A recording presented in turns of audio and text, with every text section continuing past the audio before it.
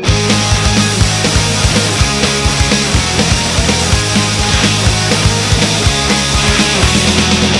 we go on to the fifth match of the night. The fifth match of the night is the chairs match for the world title, Undertaker versus Batista. Now, this was your typical Batista-Taker match. I'm sorry, people may disagree with me, I think it was. Although at the end, it was a low blow and a chair shot by Batista for him to win the belt. Or did he? Seems like Theodore Long doesn't think so. Theodore Long comes out and saves the day, restarts the match, and then a chair shot to Batista's head, and a tombstone later, Taker is still your champion. Nice going, Theodore. Sorry, I think The Undertaker needs a longer reign than a month like he's had over the past couple years. Alright, so we have a backstage segment. Legacy comes out. Randy Orton, we're not going to beat you up. Randy Orton's going to get you tonight. I'm Ted DiBiase. I should have turned face by now because my movie's coming out. But that's beside the point. Randy Orton's going to kick your butt. So then Kofi does something actually I don't really think I've ever seen in many promos where, you know, the lackeys come and intimidate the opponent. Then the opponent, who is Kofi, walks to Randy Orton's, down the hall to Randy Orton's locker room and faces him confronts him face to face.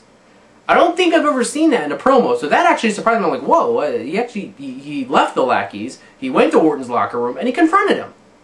I like new Kofi. As I said, I might start watching Raw. I'm liking Kofi. I'm kind of liking Sheamus here, you know. So we'll just have to see how Raw goes. I might start watching it. So anyway, the next match, of course, is Kofi versus Randy Orton. This was a really well worked match. At least in my opinion, it was a really well worked match. These two guys did a great job. Lots of high flying.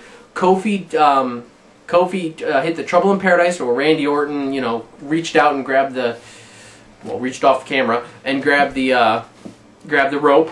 And then Michael Cole says something about Randy Orton's long limbs. Cole, you should never talk about anyone's long limbs on national television, or on pay-per-view for that matter. Leave that to Cinemax. So great match. Kofi, out of nowhere, like Kofi blocked a Orton punt kick with his arm, and that really hurt him apparently. I don't know. Kofi then out of nowhere tried a Trouble in Paradise, missed. And then Orton hit the RKO for his victory. Great match. I thought this was a great match. This worked really well. So I was really pleased with this match. Especially, you know, they're really pushing the young guys. So this is really good. So yeah. Next, they have a backstage. I kind of came in the middle of this promo because I stepped away to go to the bathroom. But Batista and Theodore Long, Batista's screaming about wanting his shot back and wanting his time and whatever. And so, oh, I'm going to hit. It's like, next time if you don't make this right, it'll be your head I'm swinging for. I'm more something like an angry Trevor Murdoch. But, yeah, so he just... Batista's just playing up this heel thing, which is good. Batista needed to be heel for a while. Which leads us into our main event of the evening. D-Generation X versus Jerhishow in an epic TLC battle.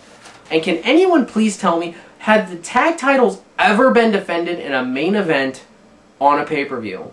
I really would like to know that. Please comment and let me know, because if it ever has been, I'd like to know when and where, because this is the first time I think I've ever seen the main event, the tag titles being defended on a main event pay-per-view venue.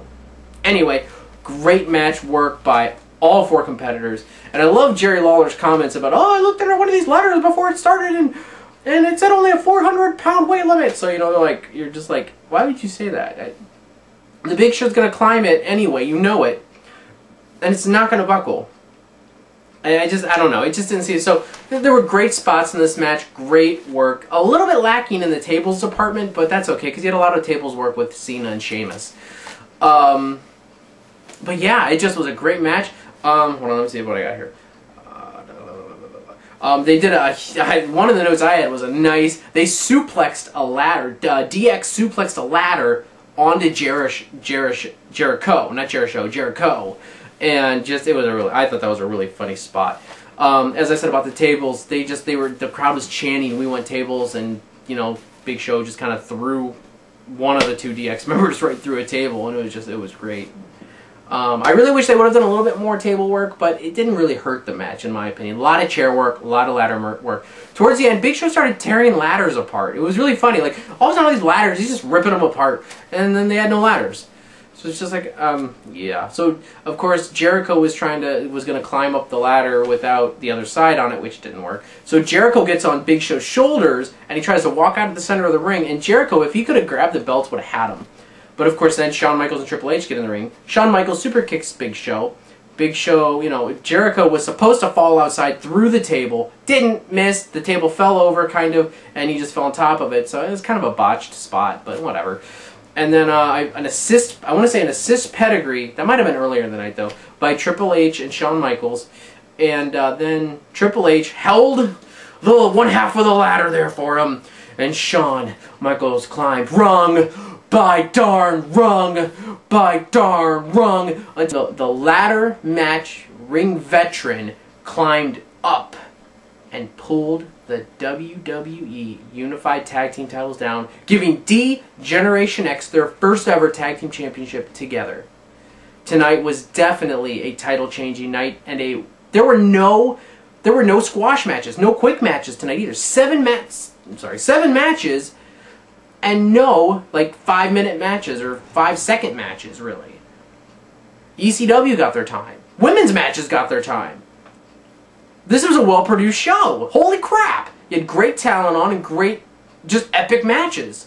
TLC is I wouldn't keep Breaking Point. I wouldn't keep, what other matches are? I wouldn't keep Hell in a Cell. I wouldn't keep, I think there's one other one. Maybe, I don't know. But, Extreme Rules I'd keep. But TLC is a definite keeper because they did it the right way. So, anyway, I give this show 4 out of 5 Green Rangers. I really enjoyed it, and DX won in the main event, so that's why it's a Green Ranger. Anyway, I am Bobby Black from the Unsquared Circle. I hope you enjoyed our TLC review. Well, our TLC review. And we are bringing you the true face of pro wrestling. Please comment, rate, and subscribe. And of course, as always, enjoy. And I am out.